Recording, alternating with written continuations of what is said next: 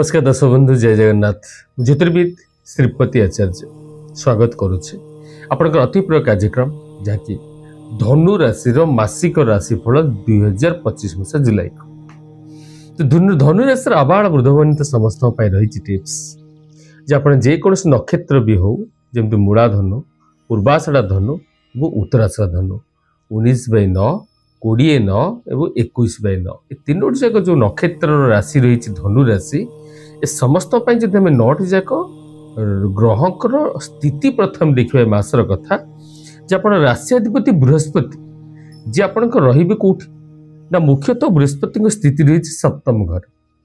ताते जो बृहस्पति चलन हो 2025 मसीहा मे 15 रु 2026 मसीहा जून 2 ये बृहस्पति शुभ घर अच्छा मात्र ये बृहस्पति प्रति राहुंकर संपूर्ण दृष्टि रही जो बेले बेले बृहस्पति स्थिति दुर्बल होती गुरु आ चंडाल जोग चंडाल हेले राहु गुरु हेले बृहस्पति कहते गुरु चंडाल जोग तो ये जोग रे प्रत्येक कार्य संपन्न हुए मात्र विथ कष्ट बाधा विघ्न तो सहजरे किसी पूरण हुए ना जितने राशिधिपति बृहस्पति से चतुर्थ घर जति सुख शांति विद्या बुद्धि घर से ये सबु क्षेत्र को लेकिन आलोचना कले स्टूडेंट मान भितर विद्या आहरण करता पिला माने साधक माने जे विद्या क्षेत्र में मध्य जेहेतु राहुंकर लिंक रही बेले बेले सेठी मध्य टिके दुर्बल स्थिति रहिबो तो सेठी जेतिक लेवल आम इच्छा शक्ति रहा कथा पाठ प्रति जो लेवल सफलता पाइबा कथा पाठ रे सेठी कोटना कोटे कमी रहिबो सेतले शनिंकर स्थिति से चतुर्थ घर रही जहाँ कहते शनि ढाया बा 2.5 वर्ष शनिंकर स्थिति से रहिबो तो चतुर्थ शनि केबे भी संपूर्ण शुभंकर है न था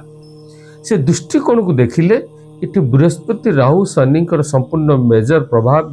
जिते रही जो राशि प्रति धनु राशि प्रति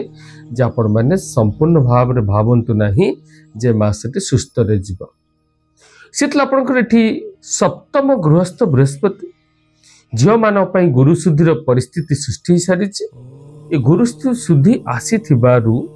आमर साधारणतः विवाह बेले शुभ कार्य संपन्न हबार मध्य अनेक नजर रहिबो एठी आपनक विवाह संपन्न मध्य हबो जो माने आमर आशाई थिले अनेक दिन धरि जे विवाह केबे हबो ये होछि सेहि भलिया वर्ष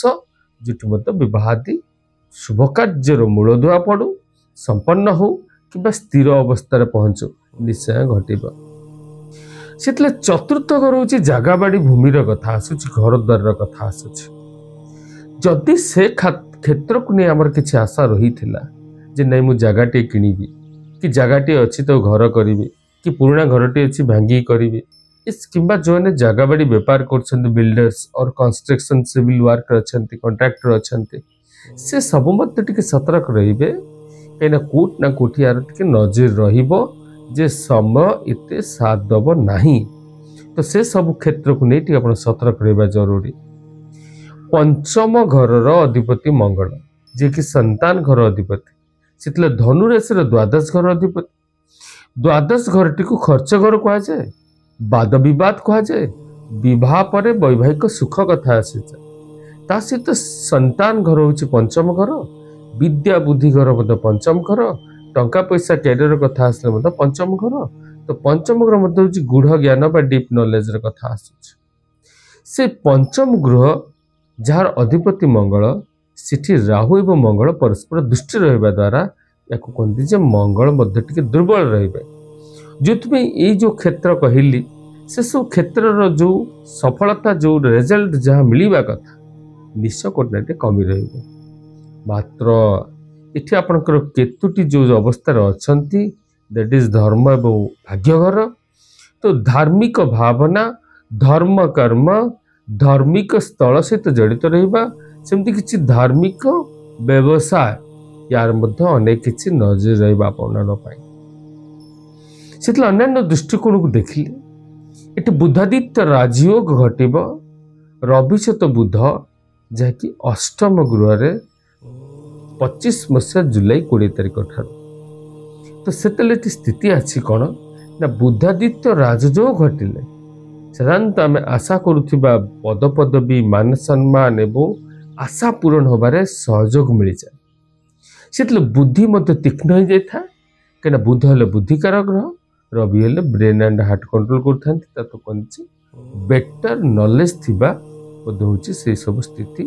जोटि कि ये कॉम्बिनेशन निश्चय आपन शुभंकर रहिबो।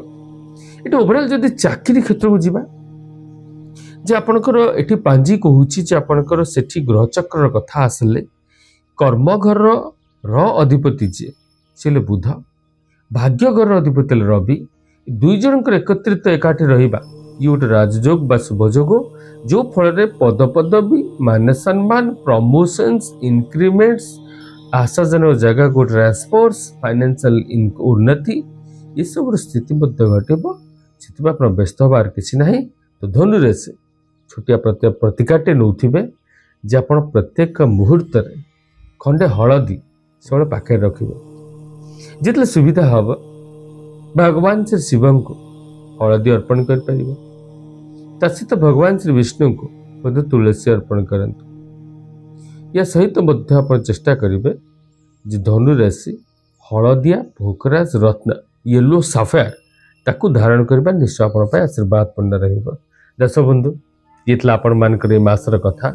निश्चय आपण भल लगी तो आपण चैनल को लाइक करंतु शेयर करंतु सब्सक्राइब करंतु आशीर्वाद रखि थांतु। जय जगन्नाथ।